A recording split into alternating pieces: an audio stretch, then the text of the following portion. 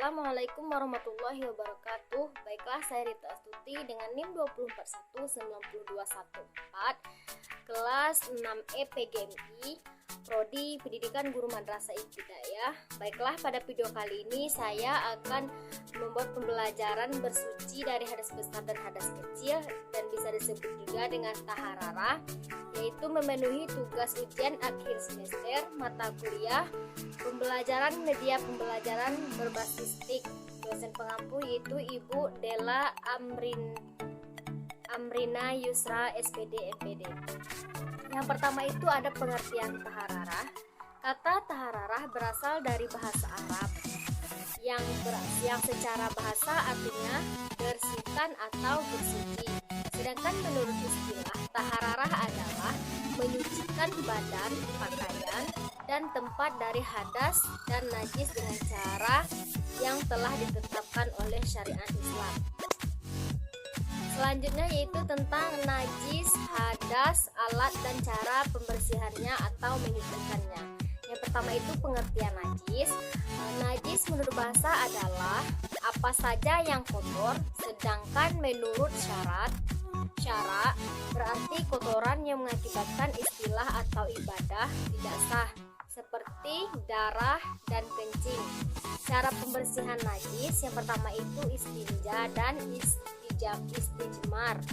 Yang kedua itu menggosok dan menyiram. Selanjutnya itu ada pengertian hadas.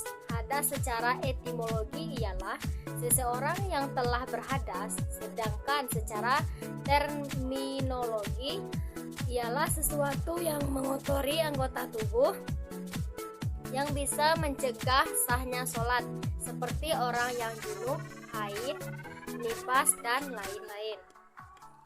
Selanjutnya itu ada cara bersuci dari hadas. Berdasarkan jenis-jenis hadas yang telah diketahui, ada yang disebut hadas kecil dan ada yang disebut sebagai hadas besar. Perbedaan jenis hadas ini juga berlaku bagi perbedaan cara penyuciannya. Yang pertama itu cara bersuci dari hadas kecil. Yang pertama berwudu, yang kedua itu tayamum. Cara bersuci dari hadas besar yaitu mandi. Yang selanjutnya itu alat-alat untuk bersuci. Pertama itu ada air. Dasar penggunaan air untuk bersuci dari najis adalah pernyataan Rasulullah berikut ini. A'udzubillahi minasyaitonirrajim. Bismillahirrahmanirrahim. Al-ma'u la yunajjisuhu say'un illa ma ghaliba ala ta'mihi aw launihi aw rihi, yang artinya air itu tidaklah menyebabkan najisnya sesuatu kecuali jika berubah rasanya, warnanya, atau baunya. Selanjutnya itu ada pembagian air yang digunakan untuk bersuci. Yang pertama itu air mutlak, yang kedua air mustamal, yang ketiga air mutanajis, yang keempat air musyamash. Selanjutnya itu ada macam-macam air yang boleh dan sah untuk bersuci. Yang pertama itu ada air hujan, yang kedua air laut, yang ketiga air salju, air mata air sungai, air embun, dan air sumur. Seterusnya itu dua debu yang suci. Ketika seseorang ingin bersuci, dalam artinya bersuci dari hadas dan dia tidak menemukan air untuk itu, maka diberikan kemudahan untuk masalah itu, yaitu dengan bersuci dengan debu yang disebut dengan istilah bertayamum. Yang selanjutnya itu ada benda-benda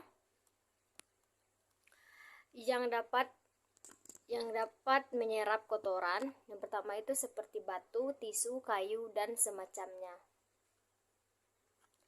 Selanjutnya itu ada pembagian najis. Yang pertama itu najis ainiyah adalah semua najis yang berwujud atau dapat dilihat melalui mata atau mempunyai sifat yang nyata. Yang kedua itu najis hukmiyah adalah semua najis yang telah kering dan bekasnya sudah tidak ada lagi serta sudah hilang antara warna dan baunya. Contohnya adalah kucing, Contohnya adalah kucing yang mengenai baju yang kemudian kering sedangkan bekasnya tidak nampak. Yang selanjutnya itu ada pembagian hadas.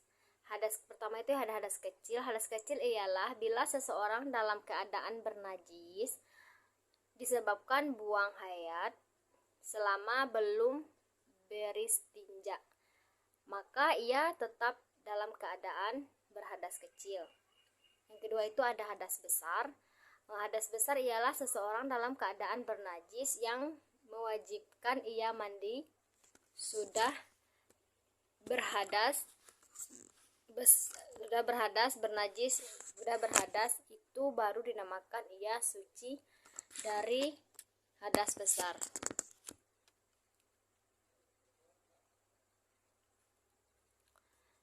Selanjutnya itu ada sebab-sebab orang berhadas. 1. Karena bersengama. Yang kedua, keluar mani. Yang ketiga, sebab buang kotoran. Yang keempat, karena nifas. Yang selanjutnya yaitu ada istinja, istima, wudhu, mandi, tayamum, menyapu dua sepatu. Pengertian istinja. Perkataan istinja menurut bahasa ada dua perbuatan dilakukan untuk menghilangkan najis, yaitu tahi. Adapun menurut istilah syarat, istinja adalah perbuatan yang dilakukan untuk menghilangkan najis dengan menggunakan benda seperti air atau batu. Pengertian istima berasal dari adalah menghilangkan sisa buang air dengan menggunakan batu atau benda-benda yang misalnya. Syarat-syarat dalam istinja dan istima: 1. Hilangkan rasanya. 2. Hilangkan baunya. Yang ketiga, hilang warnanya. Pengertian wudhu.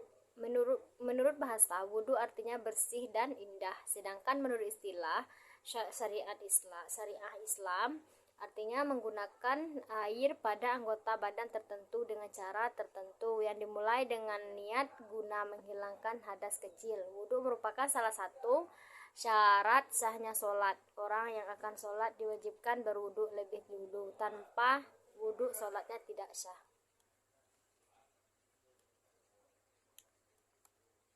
Pengertian mandi. Mandi adalah meratakan air ke seluruh tubuh dengan tujuan untuk menghilangkan hadas besar. Mandi wajib atau mandi junub. Mandi yang dilakukan setelah bersetubuh, melakukan hubungan suami istri. Yang kedua, setelah haid, menstruasi atau wanita. 3. Setelah melahirkan, nifas wanita. Yang keempat, meninggal dunia. Mandi sunat atau sunnah. 1. Mandi untuk sholat Jumat. 2. Mandi untuk sholat hari raya. 3. Sadar dari kehilangan kesadaran akibat pingsan, gila, dan lain-lain. Yang keempat, mu'alaf. Yang kelima, setelah memandikan mayat. Yang keenam, saat hendak ihram. 7. Ketika akan sa'i. Yang ke-8, ketika hendak tahap dan sebagainya.